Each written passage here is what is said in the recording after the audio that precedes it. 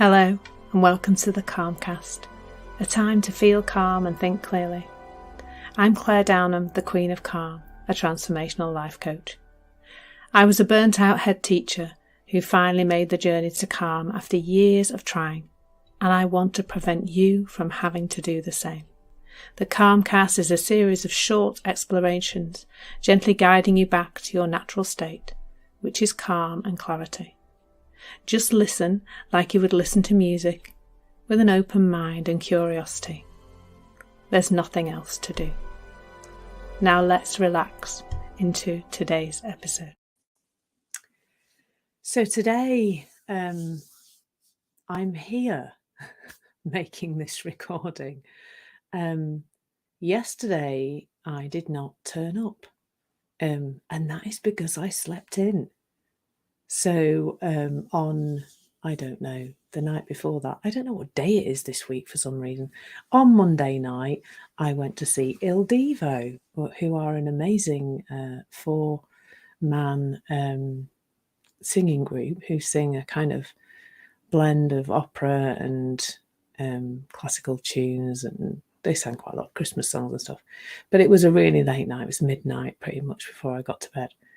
And I did have an alarm on to come and turn up, but my phone battery went dead. Isn't that interesting?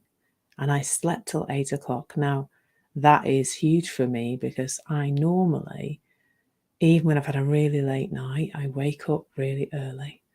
And then I just kind of muddle through that day feeling tired. But I didn't. I slept in. I slept till 8 o'clock. So I woke up and my phone finally found a device that did tell the time. I think my fiance's phone. He'd switched his alarm off as well. Yeah, it said 7:57.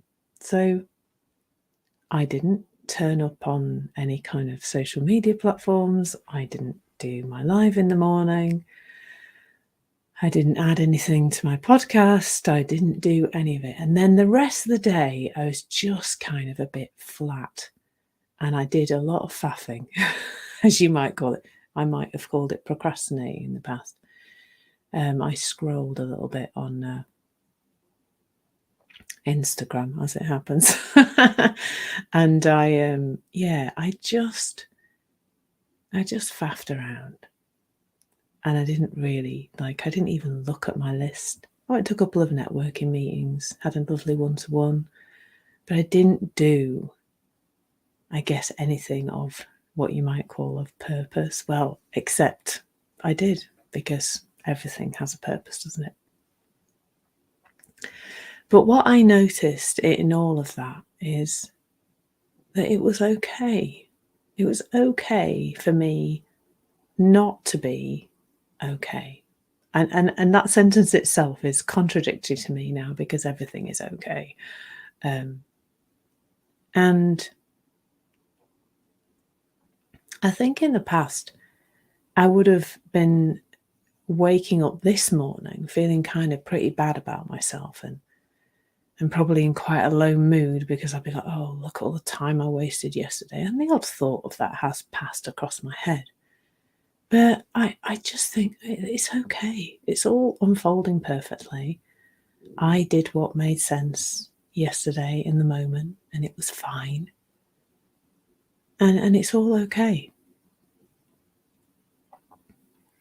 And without all that guilt in terms of my thinking, without all that self-recrimination and, beating myself up and judging myself, there's a lot more energy and space this morning to turn up and do what needs to be done, or what it would be helpful to get done today. None of it needs to be done, does it? That's just an illusion that any of it needs to be done. But it doesn't need to be done, does it? That's definitely an illusion. And what it made me think about really is, and this is what I'm noticing a lot with my conversations with clients, is that they think they're supposed to be different to how they are.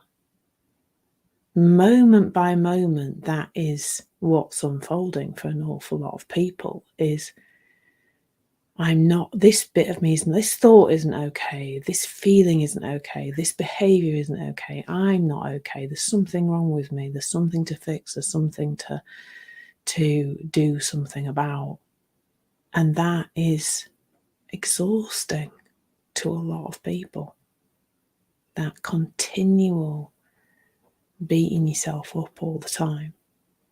And I know, because I was very good at it.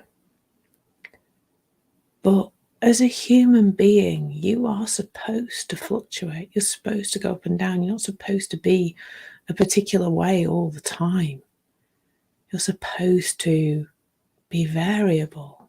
You're not supposed to be a straight line. You're supposed to be an up and down line. Now, what I would say happens when you're in this conversation for a while is those bumps get a little less sharp. They used to feel like a zigzag to me in terms of my emotional roller coaster. It was probably a roller coaster you'd never want to go on because it'd be flipping scary. But it's now, there's a smoothness to that now. I still go up and down, but I think the reason why there is not the sharpness of it is because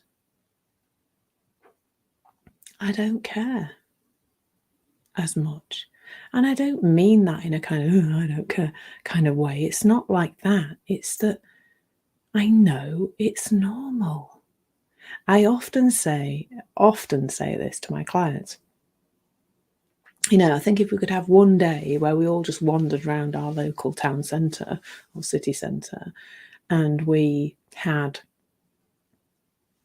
the ability just to see the ticker tape of everybody else's thoughts just for an hour, even an hour in a busy place would be enough. And we could see everybody's thoughts like ticker tape going across their foreheads, and then we could see everybody's feelings like a washing machine window on their stomachs, just for even for 5 minutes. I think we'd all go, oh, everybody else is having the same kinds of thoughts as me, everybody else is having the same kind of feelings as me. That's normal. And I think that normalization of not being okay would make all of it okay. It's the fact that we don't know that everybody else is going through these same ups and downs, that then we think there's something wrong with us, and that leads to us beating ourselves up and feeling pretty rubbish about ourselves. But there's so much freedom when you see that human beings are supposed to go through these cycles. We are feeling, thinking beings, and that's how we roll. That's what happens. And I think when it comes to feeling uncomfortable, which I think is the driving force between why we do things, why we say things, why we put things out into the world, it is how we're feeling. If we could see that was just simply a reflection of our thoughts in that moment, that again would release us from it being a problem. If I have an anxious feeling now, most of the time, because that's a strong one, isn't it? And most of the time now, I really do know your thinking's right off now, Claire. And then from that place of knowing that my thinking's gone off, what to do, what I then do is, what makes sense in the moment. And it often is an inclination towards self-care, towards looking after myself, towards being kind to myself often.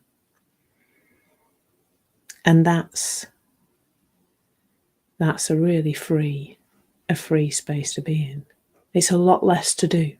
Because I used to think, oh, here's an anxious feeling, I've got to fix myself, or I've got to fix the outside world, or there's lots to do. And now there's not a lot to do. Sometimes there's just a breath and a feeling of my feet on the floor, giving myself a moment. And that's it, really. And the rest is a natural system reset that is available to us all the time. That's only ever a breath away, a thought away. And when we're not caught up in trying to fix the feeling or feel bad about the feeling or beating ourselves up for the feeling or the thought or whatever it is, or thinking we should be different, that's extra noise in the system, which means it's harder again for the system to just get back into its flow.